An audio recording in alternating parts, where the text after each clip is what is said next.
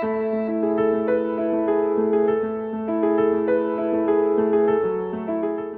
and welcome to the fourth episode of Panel Says. This is your host, Akanshi Kapil. For today's episode, we have with us Professor Shankar Subramoney.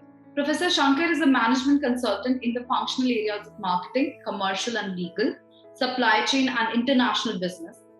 He is an adjunct faculty with IIM Bangalore, a visiting faculty with IIM Shillong, IIM Udaipur, IIM Vizag and IIM Ahmedabad. He teaches subjects related to commercial law, international trade, and management consulting.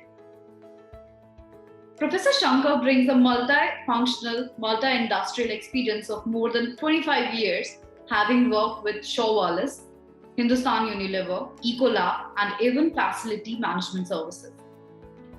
He has a degree in commerce, a degree in law, and 2 PhDs, one in human resources and the other in international trade.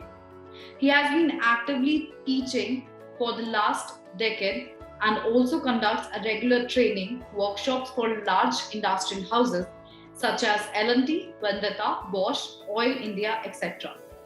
He is actively involved with the VTPC Government of Karnataka in sensitizing and promoting international trade to academia and industry. He participates in workshops organized by the government to promote exports from the state of Karnataka. He also mentors startups in the manufacturing, FMCG, hospitality, logistics, and export business segments in the industry. Let's welcome Professor Shankar to our show. Hello, sir. Welcome to our show, Panel Says. It's a pleasure having you on our show. How are you doing? Most welcome. Thank you so much. That's great. So, the first thing when any student is coming for MBA is that what kind of professors he is going to meet there, or what would be his study pattern when he's there. And as you've worked in like a lot of, I would say, industries across India, and I guess you were also associated with UB. So what was your like experience working into multiple industries over a span of 25 years, and what was the drive behind it? The intention of working across multiple industries was primarily to know how those industries function. Okay. Secondly, I also needed to get the experience of working in different functions because those industries gave me an opportunity of looking at different functions, right? Primarily the job profiles. So in some companies that I worked, I was in sales. In some companies that I worked, I was in marketing. Then I was in product development. I was in manufacturing.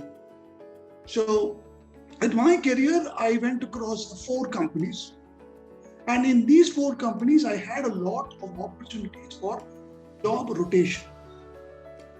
So I managed to, look at working under various people, having experience in various functions. So I worked under somebody in HR to learn about HR. I worked under somebody in manufacturing to learn about manufacturing. So the purpose was basically to gather experience in the company and also a sense of self-actualization to say that yes, I've achieved something by learning something new and not just sitting in one function or a particular, a vertical. So that was what my motivation was of, going to various companies and going through various job profiles. That's great.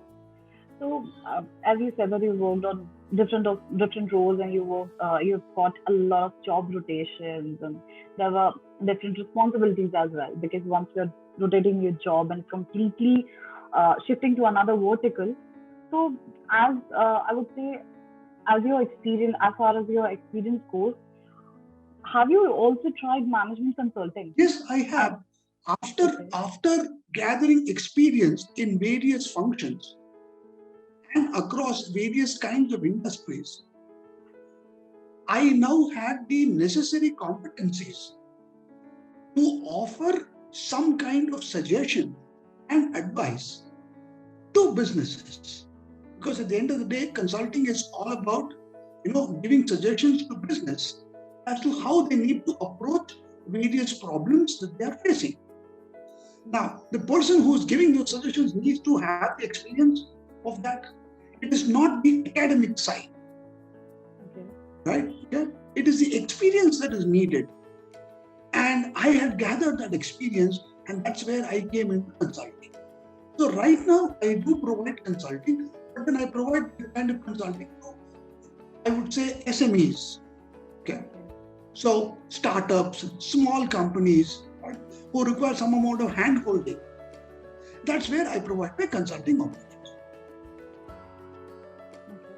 So if I'll ask you, how is management consulting as a career line or as a career choice for management students? How would you define that?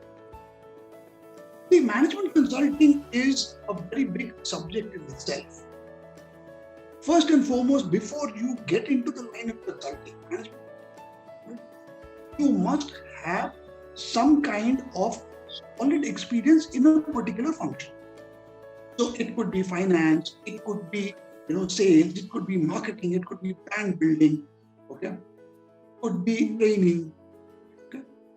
Now, it's very important that you need to build a certain level of expertise into a particular function.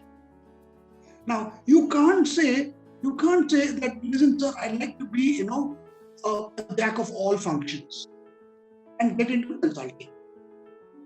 Okay, it's not going to work that way.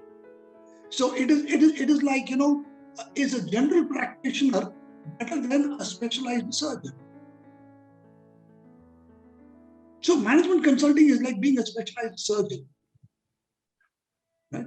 And you need to specialize into something. Yes, you do know medicine, but then you are a specialist in something, and that's where the consulting comes in. So somebody is going to approach a consultant, right, when he has the necessary experience, the necessary expertise, and an educational background that will help him to go ahead. So that is where one needs to go and aspire for. So the moment somebody finishes his MBA, right, he's not going to get into a big role of management consulting. Yes, he might join in as a management consultant, but what's going to happen is that he is going to be taught the ropes. So it would take him at least about 5 to 8 years before he can actually stand on his own legs and say, I am a management consultant. Right now, I can give you the designation of a management consultant. Genuinely, you are not a management consultant. Right? Because you need to have an experience of advising somebody. So you need to know what actually happened. You can't read. Okay? You can't read a story and then say, hey, listen, I'd like to, consult. It's not going to happen that way. So the advice that I have for, potential aspirants of management consulting is that A, pick up a function that you like. There is no concept of general. Pick up a function that you like. Specialize in that function. Work a couple of years in that function. Gain as much experience as you can. And then step in and say, listen, I'd like to now provide suggestions and advice to industry on this function. And that is where you will become a management consultant. So I'd rather fix a timeline saying that, the day you decide to get into consulting, give it about 5 years before you can actually call yourself a consultant. Okay. Take on consulting. Okay. So I've also seen that you've done 2 PGDMs, one in human resources and second in international trade. So what was the drive to pursue these subjects? See, after my degree in commerce, I wanted to specialize in something, so I said, let me do law. Now, when it came to law, I had to choose a specialization in law. So there are a number of specializations that are available in law. You could specialize in, criminal law. You could specialize in civil law. You could specialize in corporate law. Now, I had a fascination for labor law because at that point in time, right, we had a lot of these unions, we had a lot of strikes, and then there was a lot of issues relating to employment. Now, going back to the period of why so many mills in Bombay were closed. What is Bombay today was not Bombay 30 years ago. We had a phenomenal amount of spinning mills, handloom, fabric manufacturing mills, and so on and so forth. Now, all of that closed. There was a huge uproar. For example, the best person to remember would be a person called Tata Samant. Tata Samant revolutionized, the kind of working of various textile mills. And Maharashtra being one of the leaders of textile mills, he revolutionized the whole thing. He started a strike. And when he started a strike, the entire thing came to a standstill. So during that period, there was a lot of activity in this. So what I said is that this would be a great place to practice law and learn law. So I said I'll specialize in labor law. If I have to specialize in labor law, I also need to know the management side of the law. So I went and did one PGD in learning that. So that is how my inclination was to get to do an HR course. So the management side of the HR course, then I knew the legal side. So I finished both. And that's how I got into that. And then what happened, as luck would have it, I didn't get a job either as as an intern with another lawyer in labor, or I didn't get a job in labor itself, in HR department of some company. I got a job in sales. So I decided, okay, let me do that. There's no harm because they were paying me well. And I joined a company called Hindustan Unilever. So why would anybody not want to join Hindustan Unilever? Right? So I joined them. But then my background was, in law and in HR. Then there's a new thing that I was learning. It was a great company to work for. A lot of training. So I went into sales. And I found it so interesting that I just forgot about what I studied. So then I continued and developed in sales. Learned all about sales, learned all about marketing, learned all about supply chain, learned about how to manufacture a product and present the product to the market. So I spent 10 years in that company. And that company gave me an opportunity of moving in different functions. So I joined in hardcore, front end, one sale in retail. So I used to visit a lot of shops and sell. Subsequently, they moved me to business to business. So they said, you go and sell to large corporates. So I used to go and make presentations to large corporates. And then they said, you sit and develop some products for these corporates. Because corporate is not going to buy the same, Lux soap. He would like to have something different for his employees. So they said, you go and do something there. So I went and developed products for them. Okay. So that's how I went into product development. And then they said, listen, you need to go and, communicate these products to these companies. So then I went and started marketing, and then they taught me how to market something. So, creating a brochure, creating the ad, talking to the advertising agency to make the copy. So these kind of, exposures came in. At the end of 10 years, I felt I was stuck.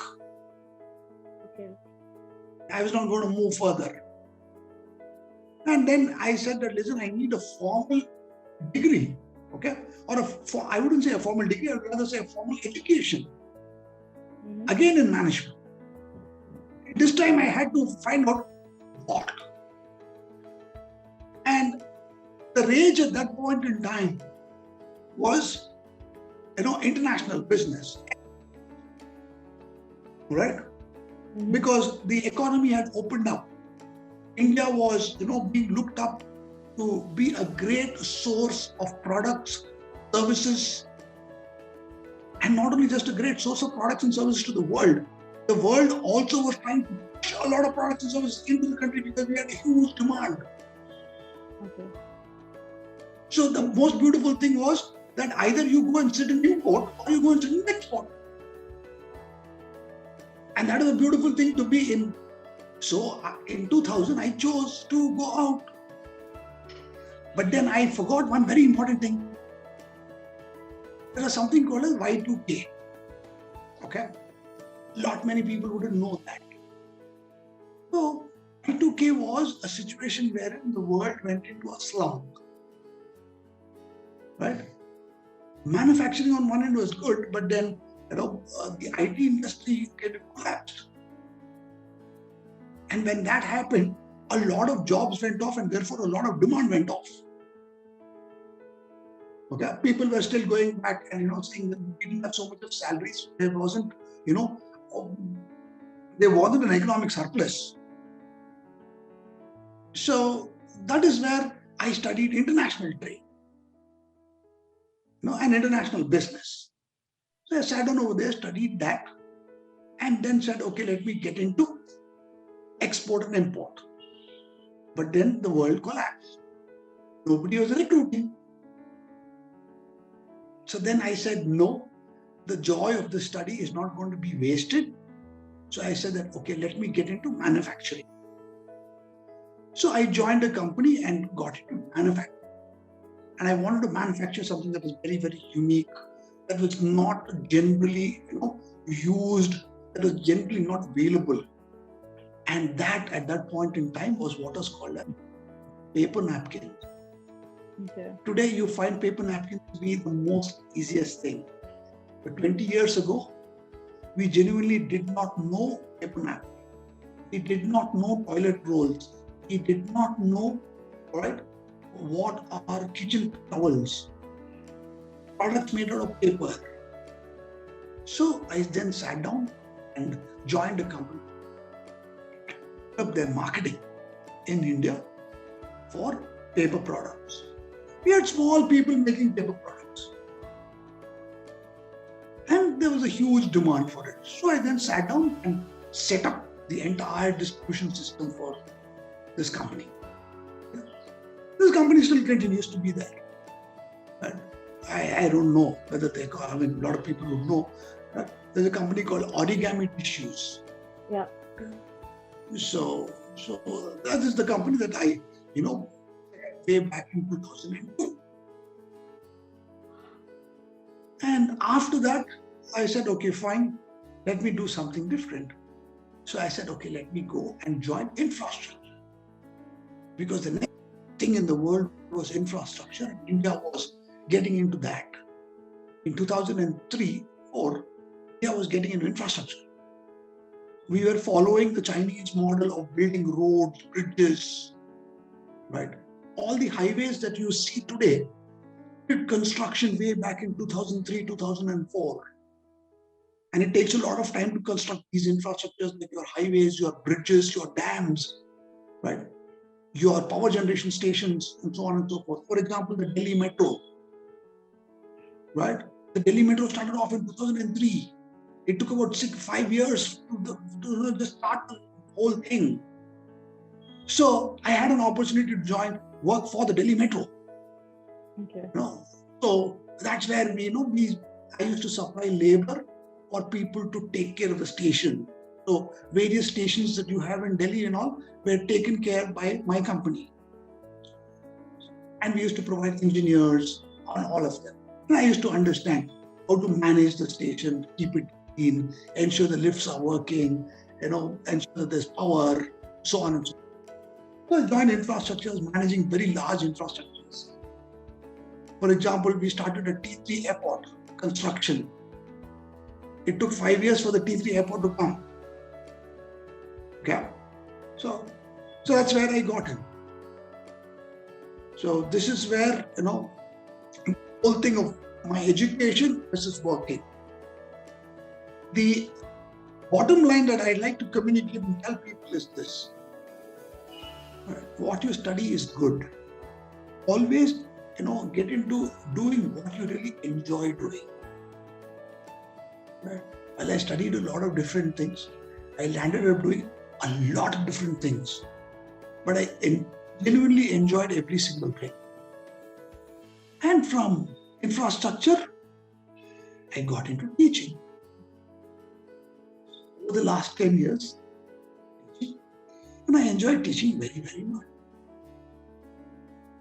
That's great. So as you mentioned teaching, I have another question for you, which would be like, over the course of, I would say, 10, 20 years, the pattern for competitive exams has changed broadly.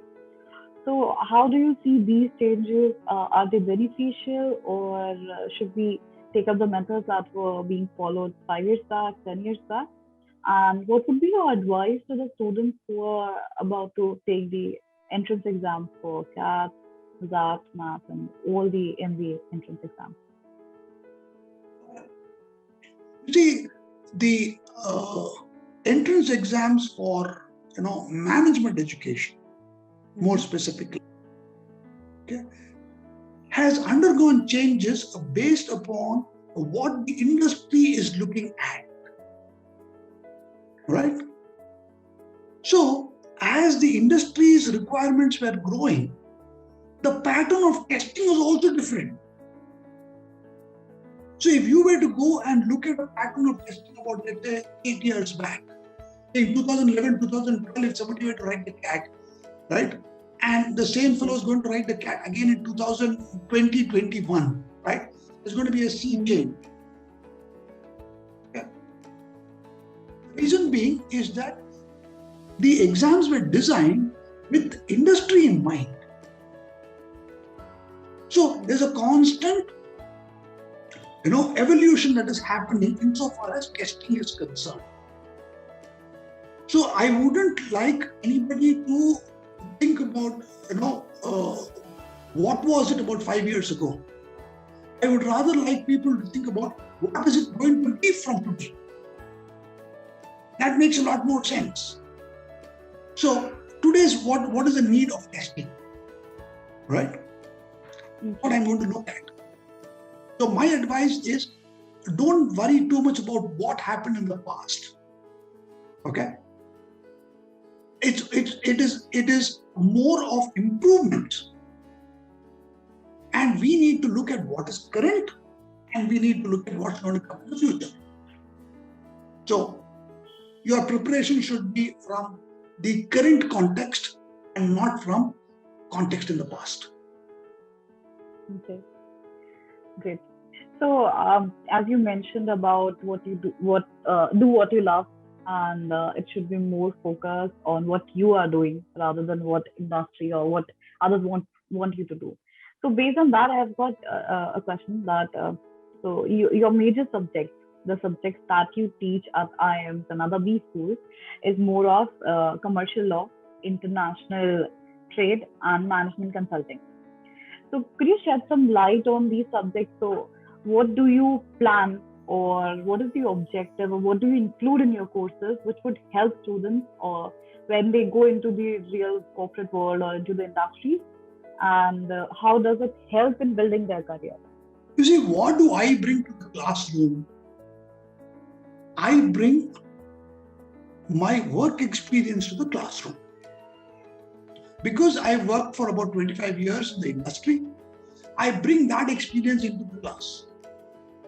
Now, what I basically do is that I need to gel this, merge this with theory.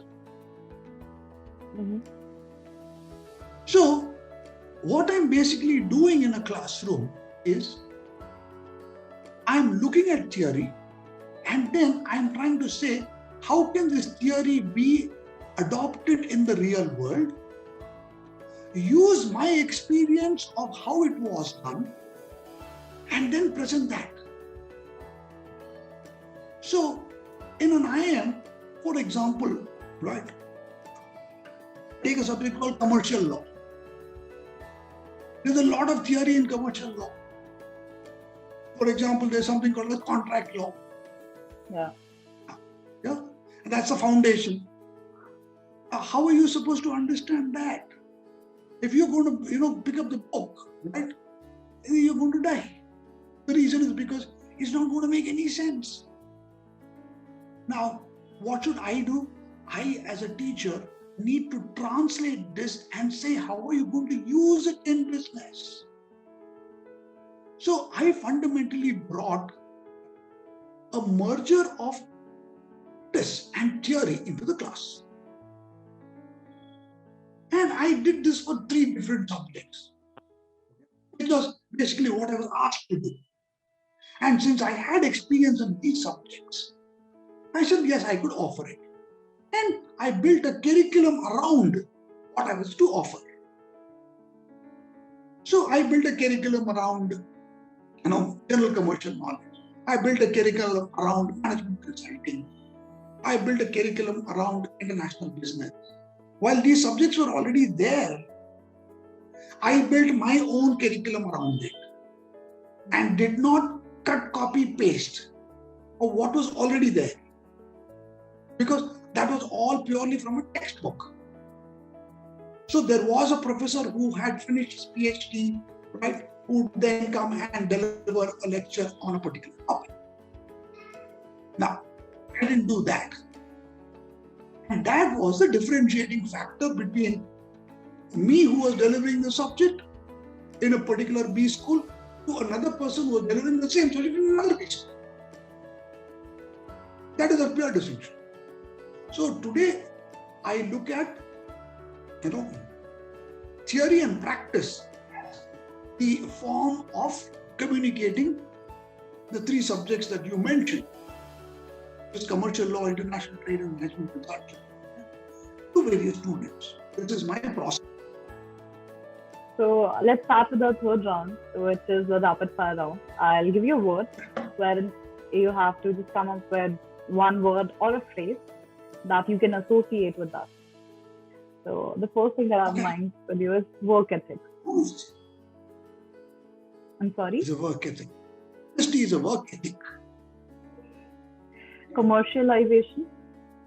You must provide value to your customer. Product management. You need to give the right thing to the right person at the right time. Corporate law. Legal compliance. I would say human rights. So given opportunity, human rights is basically to give an opportunity to the other person, right, to reason his stand for a particular thing. Okay. The next question is business law. The do's and don'ts of business law. Okay. Management studies. Management studies. The knowledge that one would, get by looking at different functions of a business. Students. Somebody is prepared to listen to me. That's great. EduCrack. Well, it's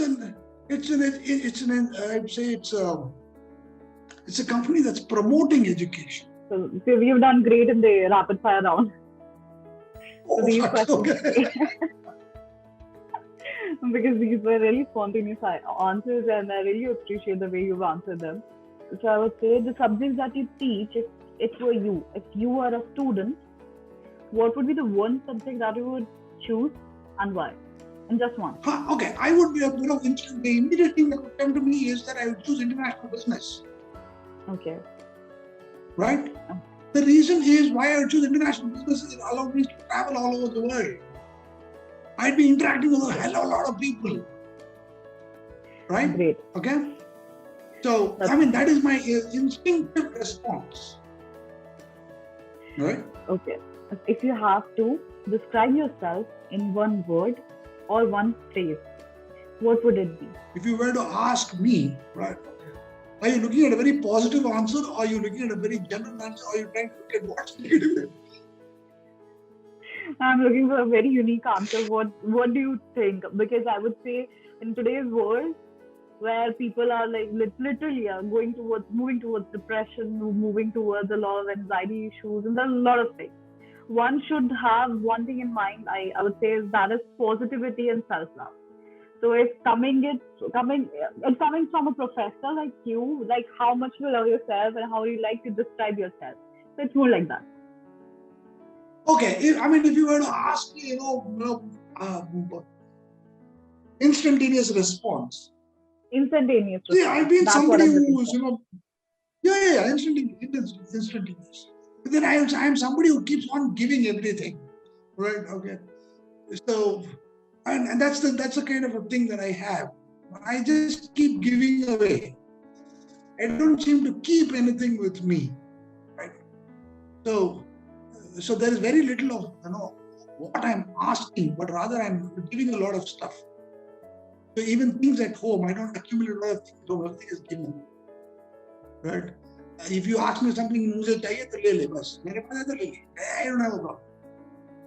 So I do not know as to whether that's a great thing to be or that's a negative thing. So I think But that's a response that I beg your pardon? No, I'm a guy who's very easy actually. A very big heart and a drive. Okay, big heart. That's fine. That's fine. That's fine. I would say, if I have to summarize this, I would say Mr. Shankar Subramoney is a person who we can categorize as a giver, who cares for himself and the people around him, and he doesn't have a problem in sharing.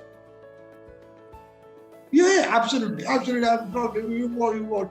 I mean, that's a very, very magnanimous description. But that's fine. That's great. So, that's great because you've shared so much valuable insights about the MBA life, about your life, about what it should be called an MBA aspirant, and what changes you would like to bring in the society. So I guess I can agree totally that you've given such valuable advice to us.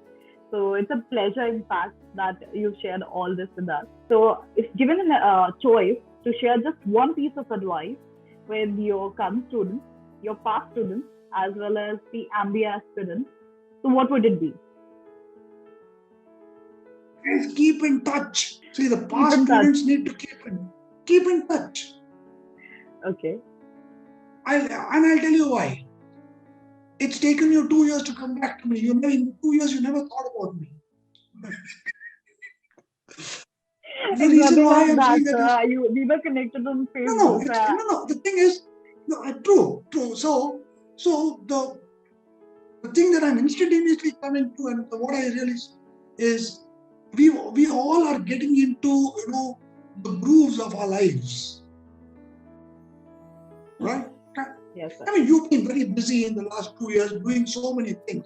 Obviously, you're not going to be sitting down and saying, let's call up this guy, let's say hi to that guy. Yeah, I don't have the genuine time. I might have the inclination, but I may not have the time, right?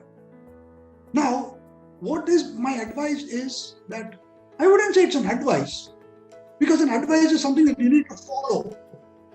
And I don't want somebody to follow. I'm only suggesting. I'm changing the phrase, right? I would rather say, what do you suggest instead of advice? I would suggest that, please do take some time off to my past students, right? To say hi to their profs, right? Once in a while. So at least once in a month, drop in a WhatsApp message, say, hi, how are you doing? All well, right? Okay. For the current students, right, over there, you connect with your prof. See, you connected with me very well while I was teaching you the subject in the term. And after that, bye. I have no clue. Right? Okay? Yeah. Obviously. You don't have the time. Come on. It's not about time. Actually, it's not about time. It's more about, okay, he's the professor. He taught me this subject. Is it cool? Does he have time? Am I not disturbing? Is it cool that I text him? So it's more like that. So from my part, I feel like that. That's true. So the suggestion that I immediately have, keep in touch. So keeping in touch basically means, right? See, this is it's an aptitude to keep in touch. And the attitude that you need to have is to be informal. So there are two things that are going with this. When I meant keep in touch, I meant you to be informal. If you are informal, only you can be in touch. Otherwise, you're not going to be. Absolutely. I remember on the last lecture, you just said, "Hey guys, if anybody is planning to visit Bangalore, do hit me up. Visit a brewery with me. There are really nice breweries in Bangalore." Absolutely, absolutely. See, the whole idea, the intention of my connecting with my students is to build relationships. All right, management education is where I am, and the purpose of management education is to build networks. Yep, Right? got it. That's the purpose of your MBA. The purpose of MBA is not to learn some great finance or some great HR. Right? The purpose of MBA education is to learn how to network. Which means to say you need to keep in touch, you need to talk to people very often, right? And therefore learn informality. So to my past students and my present students, guys, learn to be informal with people. Because we are your teachers. If I was your boss, that would be a different, approach. Yeah. Got it. But as a teacher, that's where I come from. And I say, just be informal. Because we would like to learn from you as to what is happening in your life, because I need to translate that the fellow is coming. Right? Got it. So I'm talking to somebody who is 25 years younger than me. Obviously, I wouldn't know, right, what are your priorities in life unless you tell me that. How will I tell the next guy? Yeah, that's something people look forward to. People like me, I guess, we look forward to this. Like, you tell us related to the theory that we study, it should be more related to what we're going to experience in the next 2 or 3 years. Yeah. So unless you talk to me, how would I know that? Obviously. Right? So my suggestion is that please stay in touch. Learn how to be informal. And that is something that will come over time, but you need to start somewhere. Right? So for an aspirant of a B school, right? Mm-hmm. My suggestion to him is stop being, in a watertight compartment. Yeah. Well, it is important. But at the same time, when you're joining a B school, learn to be informal. And when you learn to be informal, right, is when you manage to get a maximum. And trust me on that, guys who've been informal, who generally chill, have actually got the greatest joy out of being in a B school. Because after you finish B school, you're never going to come back to school in any form. That's the sad part. No, so therefore, to make the best out of everything, make the best out of. This is like saying, there's been a question that has been asked in some other forum. Somebody asked me, if there is so much that is happening in a B school, right? In an IIM, there is so many things that are happening, right? How do you absorb all that? Right? You got an assignment, you got a play, right? You got an event that is happening, and there's a match that is going to be there. You are acting in you're doing a dance drama, you're doing some music, right? Then there's one food festival happening, right? Somebody is having, a spiritual party. Yeah, I got it. How many places are you going to be at the same time? And the worst part is that amongst all this, there is a submission in the morning at 8:30 and you got a test at 11:30. And you need to ace it. How do you take in all this? So guys have moved their life through only sitting and mugging, presentations and tests and the CGPAs and all that. Time, even for that. And to weigh your decisions. Right? Somewhere it cannot be both. Can't be both. Yeah. So choose one that is going with it, but most of the time choose internal rather than external. I mean, because I'm a person like that. Actually, that's a great suggestion from your side. That's one advice nobody would give. And if I have known this earlier, I would have made a better, or I would say, a decision in which I would be much more happier in a way that I chose, like, if I would like to act. That's something that would give me happiness. I would have gone to that college, or maybe if I had an option that would. Which is precisely the thing that I'd like people to take. And that's a very wise decision.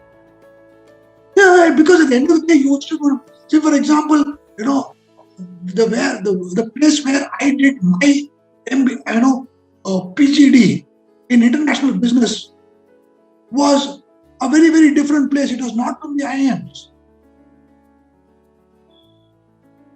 But today, that is the greatest joy that I have. I freaked out. Yeah, that's what it counts in the end. Like, you're content and you're happy with your decision. Yeah, because I did get what? I got a 98 percentile that time in 2000. I wrote my CAT, I got 98 percentile. I got a call from ABCKL.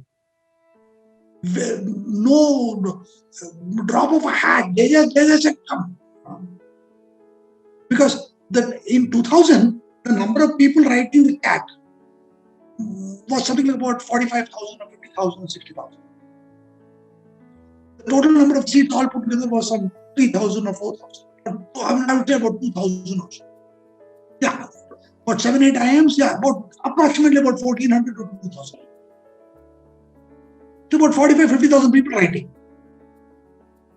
Right? And you get anything about 98% and all that, you're king. Right? Anything about 90%, you're king. I got 98 or something, I got with very, very great difficulty. Studying for 3 years, right? 4 attempts. Right? But at the end of the thing, I dropped all this. I said, nahi yaar, mere ko maza nahi hai. Go and study somewhere else. The reason being is that I just took a choice saying that what gives me the maximum happiness? Where am I going to be? What am I going to do with it? Because everybody is going to teach me the same subject. So I don't want people to get clouded by the fact of the institute. Right? It is an important factor, no doubt. But the factor is you, which is a very, very important thing. And when you put that in front, I believe that you will genuinely enjoy the various things that you end up doing. Okay, so I hope that's a great advice, I would say. Suggestion even, as you suggested in the beginning of the question. It's really great that you shared it with us. And to all the students or the aspirants who are looking at this right now, they would be really excited and would have a better chance of making a more informed choice and work towards what they want instead of what society wants from them. Absolutely. So that was great. And it was a pleasure having you on our show. Thanks for sharing all the valuable insights that you've shared with us. You're always welcome. Thank you, sir. And the one thing that I would like to say on behalf of the complete team of EduCrack is that thank you for accepting our invite at such a short notice and taking out so much time to interact with us and to guide the MBA aspirants. So that was great, and it was a pleasure having you on the show. And did you notice something that you just said? You're being very formal. I asked you to be informal. I'm being formal, but that's how I would greet anybody who would do this for me. Even my friends. Absolutely. Even if, yeah. You need to. I agree with you that you need to say thank you so much for your time. Absolutely. That's but then you don't need to say. I'll work on it. In fact, I'll work on it. I'm very formal. And this thing comes naturally to us. Yeah, it comes naturally. It comes naturally to us. I mean, it's not that I'm a great saint of this, right? Okay. In a different situation, when I'm talking to the director, obviously I'm so very formal, I don't even address him by the first name.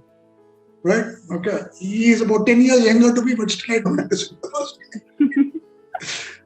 Okay. So it's very situational. But I'm just saying, as a matter of practice. So that's the reality now. Absolutely. Thank you very much for giving me the opportunity. Right? I hope to have been of benefit to people who, ultimately is going to listen to what I said. Okay. And please do stay in touch. Thank you so much. Bye-bye. Thank you, sir. Bye. Bye. So that was all from Professor Shankar Subramoney. I hope you all enjoyed the show. If you guys have any queries related to MBA preparations, what to expect, what not to expect, how to prepare, when to prepare, then stay tuned with us. Do like, follow and subscribe our YouTube channel, and also start following us on other social media channels that are Telegram, Facebook, Instagram, YouTube. So whenever you have any questions, we are there for you, and we'll make sure that we answer your queries on time. If you would like to get your answers ASAP, then post your queries in the comment section here and we'll get back to you. Till then, this is your host, Akanshi Kapoor, signing off. Keep watching, keep thriving.